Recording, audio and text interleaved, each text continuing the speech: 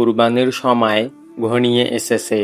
আমরাও অনেক টাকা দিয়ে পশু কিনি, কিন্তু ছোট কিছু ভুলের কারণে আমাদের এই বিশাল ইবাদত নষ্ট হয়ে যেতে পারে।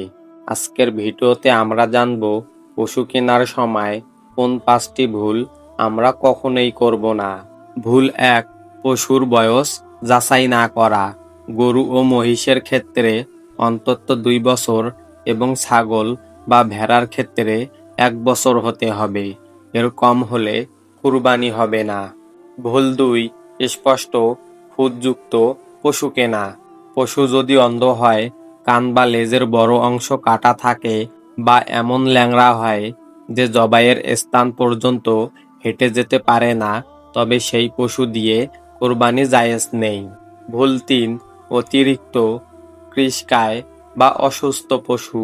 পশু যদি এতই দুর্বল হয় যে তার হাড়ের মজ্জা শুকিয়ে গেছে, তবে তা দিয়ে কুরবানি হবে না। ভুল 4, দালালের কথায় বিশ্বাস করে গর্ভবতী পশু কেনা।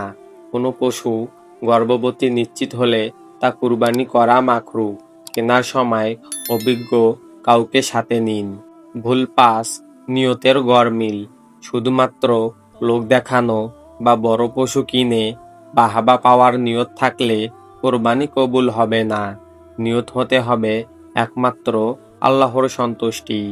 এই 5টি বিষয় মাথায় রেখে পশু কিনলে ইনশাআল্লাহ আপনার কোরবানি সঠিক হবে। আপনার পরিচিত যারা হাটে যাচ্ছেন তাদের সাথে ভিডিওটি শেয়ার করুন, যাতে তারাও এই ভুলগুলো থেকে বাঁচতে পারে। আল্লাহ আমাদের কোরবানি কবুল করুন, আমিন। ভিডিওটি ভালো লাগলে লাইক দিন, কমেন্টে আপনার মতামত জানান, প্রিয়জনদের সাথে শেয়ার করুন, আর নিয়মিত এমন ইসলামিক ভিডিও পেতে চ্যানেলটি সাবস্ক্রাইব করুন। আসসালামু আলাইকুম ওয়া রাহমাতুল্লাহি ওয়া বারাকাতুহু।